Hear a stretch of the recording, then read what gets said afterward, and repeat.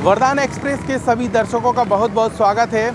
आज हम बात करेंगे छतरपुर की, जहां पर बागेश्वर बाबा द्वारा हिंदू सनातन एकता पदयात्रा निकाली जा रही है, जिसका पड़ाव 160 किलोमीटर का है, जो कि यात्रा का शुभारंभ 21 नवंबर से हो चुका है और पहले दिन की यात्रा बागेश्वर धाम से लेकर कदारी गांव तक हुई है, जहां पर रात्रि विश्राम चलता रहा और उसके बाद अगला पड़ाव दूसरे दिन का कदारी से शुरू हुआ, जो कि ढड़ाली होते हुए और यहां छतरपुर शहर में आने वाली है, जिसको लेकर तैयारियां जोर तोड़ से की जा रही हैं। छतरपुर शहर की इन तस्वीरों पर नज़र डालें तो पूरे शहर में होर्डिंगों से पूरे शहर को पाट दिया गया है, यानी कि उनके भक्त, उनके अनुयायी लगातार इस तैयारी में जुटे हुए हैं। पदयात्रा के बारे में आपको बता दें कि यहाँ पे 160 किलोमीटर की जो पदयात्रा है, इसमें बागेश्वर बाबा 9 दिनों तक रोज़ यात्रा कर रहे हैं और 160 किलोमीटर की यात्रा में रोज़ाना 20 से 25 किलोमीटर का सफ़र तय करते हैं,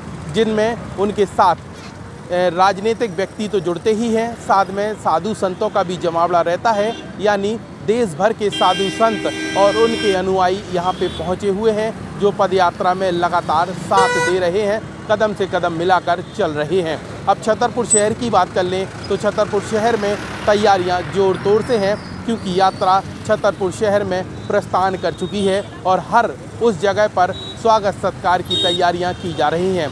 कई लोगों द्वारा भंडारे भी बनाए गए हैं, इसके साथ ही होर्डिंग और तमाम वह स्टेज सजाए गए हैं डीजे के साथ ही। यहाँ तमाम वो व्यवस्थाएं हैं जो इस पूरी सनातन हिंदू एकता को लेकर पूरी यात्रा में यहाँ सभी को गौरवान्वित महसूस कर रहे हैं। और बागेश्वर बाबा धीरेन्द्र कृष्ण शास्त्री का सिर्फ एक ही उद्देश्य है, जागो हिंदू जागो। इसीलिए ओरछा धाम तक की 160 किलोमीटर की ये पदयात्रा निकाली जा रही है, जिसको लेकर अब शहर ही नहीं बल्कि प्रदेश और देश भर के लोग जैसे जैसे सोशल मीडिया के माध्यम से जानकारी पा रहे हैं, वैसे वैसे यहाँ पे भीड़ का जो अंदाज़ है वो लगातार बढ़ता जा रहा है। अब बात करें तो हज़ारों की संख्या में पहले दिन की यात्रा में यहाँ पे भक्त मौजूद थे और आज दूसरे दिन की यात्रा में काफ़िला और भी लंबा होने लगा है। कई किलोमीटर तक का ये पूरा काफ़िला है, जिसमें बागेश्वर बाबा धीरेन्द्र कृष्ण शास्त्री अपने हज़ारों भक्तों के साथ सनातन हिंदू एकता को लेकर पूरी यात्रा निकाल रहे हैं, जिसकी तस्वीरें आप वरदान एक्सप्रेस पर लगातार देख रहे हैं। और छतरपुर में किस तरीके से तैयारियां हैं, क्या सजावट की गई है, उसकी तस्वीरें भी हमारी टीम पूरी लगातार आपको दिखा रही है। जब बागेश्वर धाम की यात्रा छतरपुर शहर में प्रस्थान करेगी तो उसका भी कवरेज हम वरदान एक्सप्रेस पर लगातार लाइव के माध्यम से आपको दिखाएंगे। इसीलिए अगर अभी तक आप लोग हमारे चैनल वरदान एक्सप्रेस पर नहीं जुड़े तो अभी यूट्यूब पर चैनल को सब्सक्राइब कीजिए और फेसबुक पर फॉलो कीजिए, ताकि इस हिंदू सनातन यात्रा की हर पल पल का अपडेट आप लोगों के मोबाइल तक पहुंच सके। और इसी तरीके से अगले पड़ाव पर हम चलते हैं और जानते हैं कि अगली महत्वपूर्ण तैयारी छतरपुर में किस जगह पर की गई है। तो आइए चलते हैं अगली पड़ाव की ओर। तो अब ये तस्वीरें आप देख रहे हैं छत्रसाल चौराहे से लेकर यहाँ पे फौलादी कलम तक की, जहाँ पे आप देखिए छत्रसाल चौराहे को किस तरीके से दुल्हन की तरह सजाया गया है, जिसमें यहाँ पे बागेश्वर बाबा की तमाम होर्डिंग लगाई हैं उनके शिष्य मंडल द्वारा। इसके अलावा शहर के अनेक वर्ग के लोगों द्वारा इसी तरीके से होर्डिंग लगाई गई हैं और साथ में जगह जगह स्वागत के लिए स्वागत द्वार भी बनाए गए हैं। इसके साथ ही वह स्टेज सजाए गए हैं जहां से पुष्प वर्षा की जाएगी और साथ में यहां पे भोजन भंडारे की व्यवस्था भी जगह जगह की गई है। हम वरदान एक्सप्रेस के माध्यम से आपको पूरा आज नज़ारा ये दिखाने वाले हैं, जब छतरपुर में यात्रा प्रारंभ होगी तो कैसे उनका स्वागत जगह जगह किया जाएगा, जिसको लेकर पूरे शहर के लोग तैयारियों में जुटे हुए हैं। स्क्रीन पर आप जो तस्वीरें देख रहे हैं उसमें साफ दिखाई दे रहा है कि किस तरीके से पूरे शहर को दुल्हन की तरह आज सजाया गया है। मानो ऐसा लग रहा है कि मर्यादा पुरुषोत्तम भगवान श्री राम की भव्य शोभा यात्रा निकल रही हो, लेकिन ये यात्रा सनातन हिंदू एकता को लेकर निकाली जा रही है, जिसमें बागेश्वर बाबा का कहना है कि हिंदू राष्ट्र बनाना है। इसीलिए सभी हिंदुओं को जगाने के लिए हम यह पूरी यात्रा निकाल रहे हैं, जिसमें जगह जगह स्वागत द्वार बनाए गए हैं और पुष्प वर्षा करने की भी तैयारियां की गई हैं। इसके साथ ही जो यात्रा में चल रहे लोग हैं उनके लिए जल से लेकर भोजन तक की व्यवस्था पूरे रास्ते में की गई है। जिसमें सुल्पाहार और पानी की व्यवस्था लगातार देखी जा रही है। और इन तस्वीरों में आप देखिए कि कैसे लोग तैयारियों में जुटे हुए हैं। साथ ही यहाँ पे जगह जगह वंदन बार से लेकर भय द्वार सजाए गए हैं और उनके खाने पीने से लेकर जो यात्रा में शामिल हैं उन सभी लोगों के लिए व्यवस्था की गई है। तो इस तरीके की तस्वीरें हमने आपको छत्रसाल चौराहे से लेकर फौलादी कलम तक की तस्वीरें दिखाई हैं। अब सफ़र आगे बढ़ते हैं और जानते हैं पेप्टिक टाउन तक की खास तस्वीरें कि आखिरकार छतरपुर में, जहां पेप्टिक टाउन में महाराज धीरेन्द्र कृष्ण शास्त्री को रात्रि विश्राम करना है, उस जगह की कैसी तैयारियां हैं। तो आइए चलते हैं आगे की ओर। इस वक्त हम पहुंच चुके हैं छतरपुर शहर के पेप्टिक टाउन, जहां पर बागेश्वर महाराज धीरेन्द्र कृष्ण शास्त्री की सनातन हिंदू एकता की यात्रा का दूसरे दिन का रात्रि विश्राम है। अब यहाँ की व्यवस्था हम आपको बताते हैं कि आखिरकार किस तरीके की व्यवस्था है। तो ये देख लीजिए आप कि यहाँ पे बड़ा सा पंडाल लगाया गया है, जो कि काफ़ी बड़े एरिए में ये पूरा पंडाल सजाया गया है और यहाँ पे पूरे में रुकने की व्यवस्था की गई है। यानी कि जो यात्रा में शामिल लोग हैं उनके रात्रि विश्राम की व्यवस्था दूसरे दिन के पड़ाव में यहाँ पेप्टिक टाउन में होने वाली है, जिसमें देखिए ये गद्दे जो हैं वो डालने का काम किया जा रहा है। पूरे कैंपस में गद्दे डाले जाएंगे ताकि यहाँ पे यात्रा में शामिल होने वाले सभी भक्त यहाँ पे रात्रि विश्राम कर सकें। इसके साथ ही एक बड़ा मंच जो है वो सामने की तरफ सजाया गया है। उस स्थान पर भी हम आपको लेकर चलते हैं और आपको बताते हैं जहाँ पर बागेश्वर धाम के पीठाधीश्वर पंडित धीरेन्द्र कृष्ण शास्त्री इसी मंच से जो है वो यहाँ मौजूद हजारों की संख्या में जो उनके भक्त होंगे, दर्शक होंगे, उन्हें संबोधित करेंगे।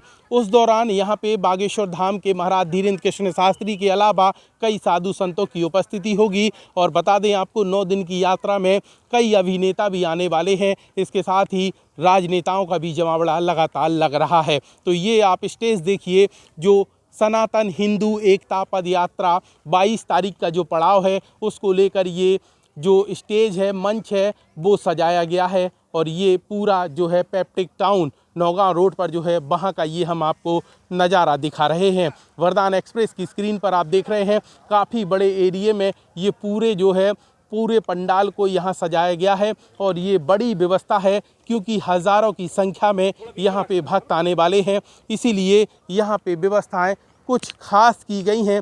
यात्रा में किसी भी प्रकार की भक्तों को दिक्कत ना हो उसका विशेष ख्याल रखा गया है। ठंड का वक्त है, ऐसे में लोगों को ठंड से भी राहत चाहिए है, इसीलिए तमाम व्यवस्थाएं की गई हैं। कुछ यहाँ पे जो यहाँ कर्मचारी सेवादार मौजूद हैं, इनसे भी बात करते हैं। किस तरीके से व्यवस्थाएं हैं? हम देख रहे हैं कि पहले दिन का जो कदारी में पड़ाव था वहाँ पर भी अच्छी व्यवस्थाएं देखी गई, गद्दे से लेकर तमाम इंतजाम खाने पीने का। पेप्टिक टाउन में क्या रहा? पेप्टिक टाउन में हम लोग सेवादार हैं, हम लोग सेवा में लगे हुए हैं। कल हमने कदारी का वहाँ पे व्यवस्था की। इसके बाद हमने जैसे ही वहाँ पे सारी व्यवस्था हो गई, रात को 11-12 बजे के बाद हम लोग यहाँ पर आए। यहाँ पर सारा पंडाल की व्यवस्था देखी। अभी सारे गद्दे वगैरह हम लोग स्वयं, जो हमारे भक्त, हमारे जो गुरुजी के सेवक हैं या आराध्य हैं, जो गुरुजी को मानते हैं, जो सनातन धर्म के हिंदू कट्टर जो हिंदू हैं, वो जो आ रहे हैं हमारे भाई बहन, उनके लिए हम सेवा कर रहे हैं। हमारा पूरा मंडल लगा हुआ है, बहुत सारे मंडल लगे हुए हैं और सभी सेवादार बड़े तन मन धन से सब लोग अपनी अपनी सेवा दे रहे हैं। और हम लोगों को एक अलग सी ऊर्जा मिल रही है, क्योंकि इसका एक मेन श्रेय ये है कि पूरे विश्व में सब जगह पे सब धर्मों के देश हैं, पर हिंदू राष्ट्र तो भारत। अगर मान लीजिए कि नेपाल में कुछ होता है तो वो भारत आ जाते हैं, बांग्लादेश में हुआ तो वो भारत आ जाते हैं, किसी भी देश में कुछ होता है तो भारत आ जाते हैं। अगर भारत के साथ होगा तो हम लोग कहाँ जाएंगे? सही बात है। अगर भारत के साथ कुछ होता है तो हम लोग कहाँ जाएंगे? तो इसीलिए हमारे गुरुजी ने बीड़ा उठाया हुआ है कि हमें एक हमारा देश चाहिए जो कि एक पूरा सनातनी हो, ताकि हम लोग उसमें सेफ रह सकें, हमारी किसी भी बहन बेटी को कोई दिक्कत ना हो सके। और हमें किसी धर्म से भी कोई दिक्कत नहीं है, सारे धर्म के लोग हमें स्वीकार हैं, पर वो सनातन।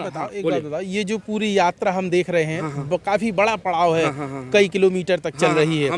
लोग करीब 20 से 25 किलोमीटर पर डे पैदल चल रहे हैं। तो यहाँ जो लोग आएंगे उनके खाने पीने से लेकर, अब जो आप सेवादार हैं वो कितने सेवादार ऐसे हैं जो यहाँ से फिर अगले पड़ाव के लिए जाएंगे? जितने भी सेवादार यहाँ पर लगे हुए हैं वो टोटल 9 दिन के लिए लगे हुए हैं। अच्छा, हाँ। यहाँ का संपन्न होने के बाद अगली जगह पहुँच जैसे ही यहाँ का हम लोग रात को से जो भी हमारी जन समूह आएगा, रात को 12 बजे के बाद फ्री हो जाएंगे। जैसे ही हम तुरंत अगले पड़ाव के लिए वहाँ से प्रस्थान कर वहाँ की तैयारी में हाँ, जुट वहाँ की जाएंगे। तैयारी में जुट जाएंगे, ताकि उसके बाद हम आगे जुड़ जाएंगे। और यही हमारा काम रहेगा, ताकि किसी भी प्रकार से किसी भी सेवादार को या किसी भी श्रद्धालु को कोई दिक्कत ना हो। क्योंकि मौसम इस समय सर्दी का चल रहा है, हमें उसे भी विशेष ख्याल रख रहे हैं। और हमने कम्बलों की भी व्यवस्था की हुई है, जबकि हमने बोला हुआ है कि सब लोग अपना अपना कम्बल लेके आएंगे। फिर भी अगर कोई भाई बहन लेके नहीं आता, उसके लिए हम लोग उनका व्यवस्था करेंगे। ठीक। तो इस तरीके से आपने जाना कि यहाँ जो सेवादार लगे हैं वो लगातार व्यवस्थाएं जमाने में जुटे हुए हैं। अब चूंकि ये जो पूरी टीम है, एक बड़ी टीम है जो कदारी में पूरी व्यवस्था करने के बाद यहाँ पर रात में आ जाती है और अब ये पेप्टिक टाउन में तैयारियां कर रही है। ये देखिए गद्दे जो हैं वो पूरे में बिछाए जा रहे हैं और इस तरीके से जो भी लोग यहाँ पे आएंगे उनके ठहरने के लिए, रात्रि विश्राम के लिए किसी प्रकार की तकलीफ ना हो, उसका विशेष ख्याल रखा गया है। और आज हम वरदाना एक्सप्रेस की टीम के माध्यम से आपको ये पूरा नज़ारा लगातार दिखा रहे हैं कि कैसी व्यवस्थाएं हैं और यहाँ पे जब महाराज आएंगे तो उनके रुकने का क्या व्यवस्था है वो भी आपको दिखाते हैं। तो ये सामने का कैंपस देखिए, जहाँ पे ये जो है कुछ ब्लैक ड्रेस में जो यहाँ सेवाकर्मी दिख रहे हैं, ये पूरा मोर्चा संभाले हुए हैं। तो इस तरीके से ये दूसरी जो स्थान है वहाँ की हम आपको व्यवस्था दिखा रहे हैं, जहाँ बागेश्वर महाराज धीरेन्द्र कृष्ण शास्त्री का रात्रि विश्राम होगा। तो ये जो बिल्डिंग आप देख रहे हैं पेप्टिक टाउन की, तो यहाँ पर ही यहाँ महाराज धीरेन्द्र कृष्ण शास्त्री को रात में रुकना है। तो उसकी व्यवस्थाएं लगातार चल रही हैं। पेप्टिक परिवार के अलावा और भी तमाम जो लोग हैं, जो उनके भक्त हैं, वो लगातार इसी तरीके से व्यवस्थाओं में लगे हुए हैं।